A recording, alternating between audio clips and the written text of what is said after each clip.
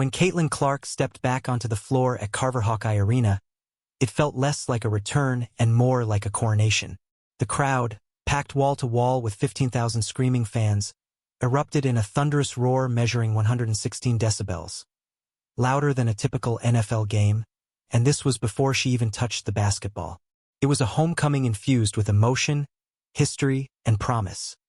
A moment fans, teammates, and Clark herself had been waiting 7 long months to witness.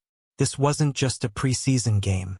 It was a statement, a declaration that the magic of Caitlin Clark hadn't diminished. If anything, it had grown stronger. From the very first play to her unforgettable 36-foot three-pointer, Clark reminded everyone why she's become the face of a new era in women's basketball. Even hours before the Indiana Fever's matchup against the Brazil national team, anticipation was already thick in the Iowa air. Fans lined up around the arena, some waiting through the chilly May weather just to catch a glimpse of their hero during warm-ups. Tickets were impossible to find unless you were a season ticket holder or a top donor. On resale markets, prices skyrocketed to over $670 per seat.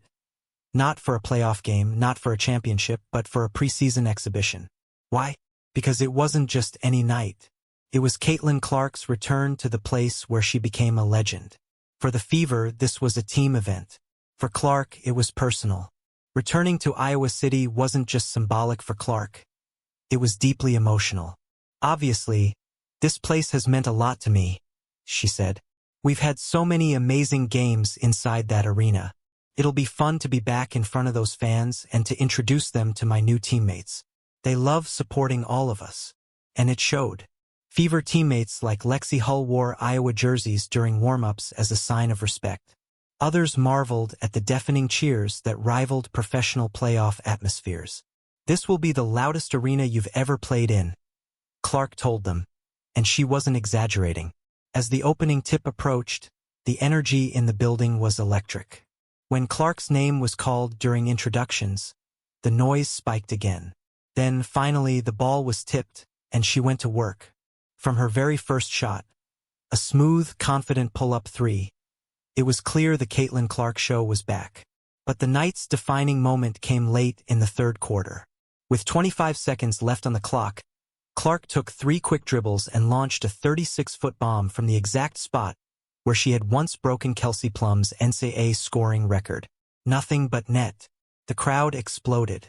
117 decibels. A roar so loud it physically vibrated through the arena. Her teammates erupted. Even her coach, Stephanie White, couldn't hide her awe. That's just who she is, what she does. It was electric. It wasn't just a shot. It was a storybook moment, a full-circle reminder that Clark's bond with this place, this team, these fans, transcends basketball. Yet the night wasn't just about reminiscing. Clark had clearly evolved during her time away. Physically, she looked stronger. Plays that might have ended with her on the floor a year ago now ended with her finishing through contact and jogging back on defense. She'd also sharpened her court vision to a new level. On one play, she threaded a bounce pass through 2 defenders to Aaliyah Boston for an easy score. On another, she spotted Kelsey Mitchell in the corner before Mitchell even realized she was open, delivering the ball perfectly in the shooting pocket. She made it all look effortless and joyful. Whether hitting shots, celebrating teammates, or clapping for a defensive stop, Clark wore her passion on her sleeve. It was clear. This wasn't a player easing back into competition. This was a competitor unleashed. Clark's return also shined a spotlight on the Fever's transformation. After a rookie season filled with highs and growing pains, questions lingered. Could Clark mesh with her teammates? Could her presence elevate the entire team? Those questions were answered emphatically.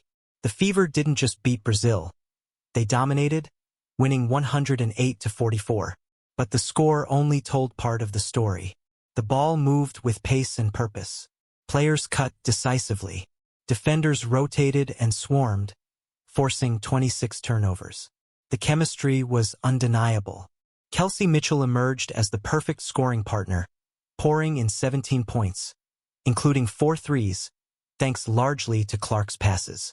Aaliyah Boston added 11 points, 7 rebounds, and 5 assists, showing flashes of a dynamic two-woman game that could define Indiana's offense for years to come.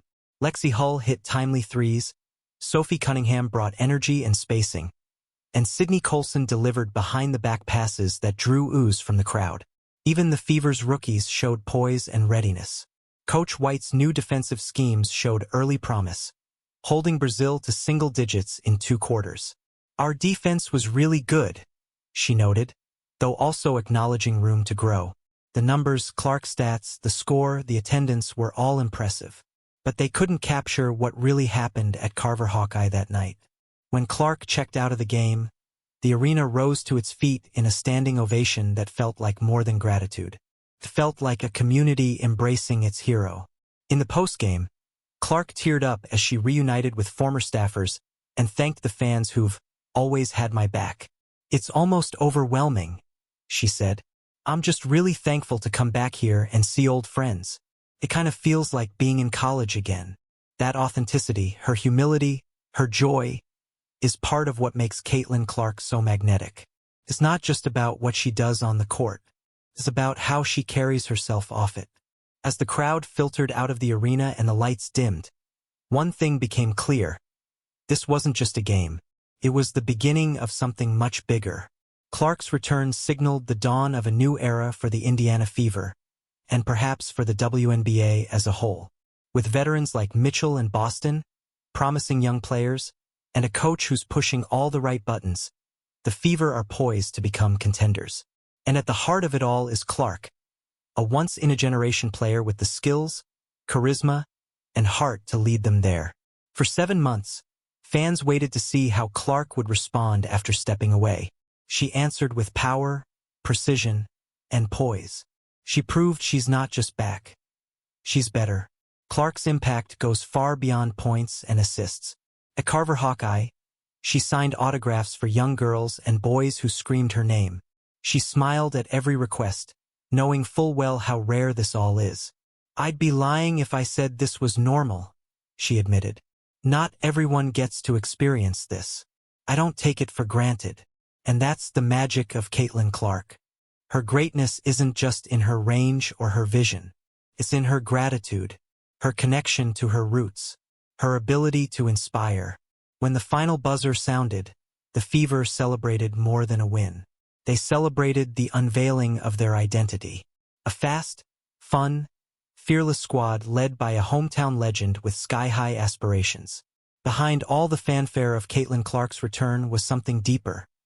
The realization that the Fever are building something transformative.